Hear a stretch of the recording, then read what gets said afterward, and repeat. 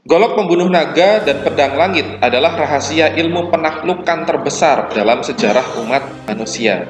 Naga adalah lambang kaisar, sedangkan golok adalah lambang perlawanan rakyat. Barang siapa yang mampu menguasai rakyat, niscaya dia dapat menjatuhkan kaisar. Barang siapa yang mampu menguasai konsumen, niscaya dia bisa menumbangkan pesaing bisnisnya dan menjadikan perusahaannya membesar. Barang siapa yang mampu menguasai masyarakat, niscaya dia dapat mengubah peraturan sah dan melanggar kemapanan yang sudah ada sebelumnya. Menarik? Jelas. Tapi, seperti apakah kekuatan yang mampu merebut atau melahirkan dukungan rakyat? Apa kartu asnya dalam menggunakan golok pembunuh naga ini? Jawabannya hanya satu kata, kemelekatan. Pengguna golok pembunuh naga tidak bisa dikalahkan oleh siapapun kecuali pedang langit. Namun, sayangnya pedang langit tidak bisa digunakan oleh manusia. Pedang langit hanya bisa dikondisikan saja oleh manusia untuk suatu waktu bisa muncul dari langit untuk menebas targetnya. Kemunculannya pun hanya bisa diprediksi kapan terjadinya oleh orang yang mahir menghitung dan beruntung menebak. Apa kunci pengkondisian turunnya pedang langit ini? Jawabannya hanya satu kata, karma. Tiap perbuatan memiliki konsekuensi. Dalam ranah spiritual, diyakini bahwa perbuatan baik menghasilkan karma baik dan perbuatan buruk menghasilkan karma buruk. Namun, dalam dunia bisnis dan kekuasaan, keyakinan ini tidak selalu benar, karena banyak perbuatan dengan niat baik justru menjadi celah kejahatan yang mengantar penguasa pada kehancurannya sendiri.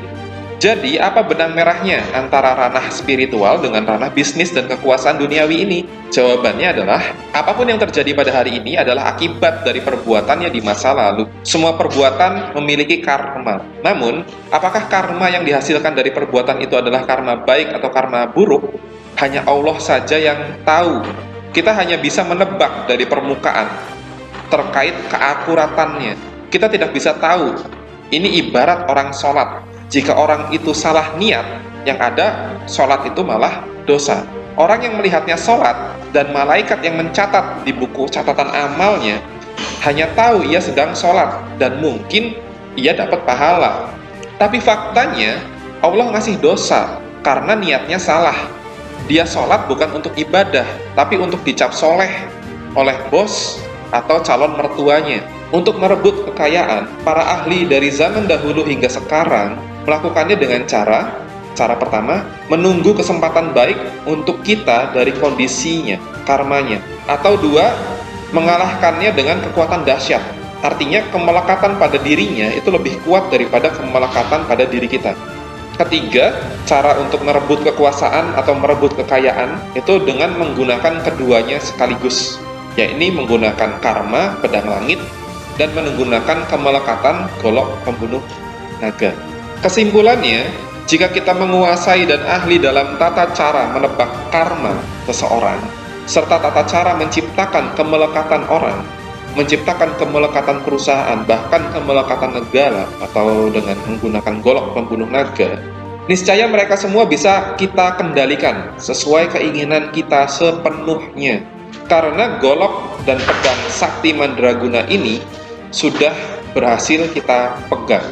Pada video-video berikutnya kita akan membahas secara detail tata cara menggunakan golok pembunuh naga, memancing keluarnya pedang langit untuk menebas lawan, serta melindungi diri kita sendiri dari tebasan golok pembunuh naga milik musuh atau pedang langit yang dipanggil musuh untuk menghunus tubuh kita.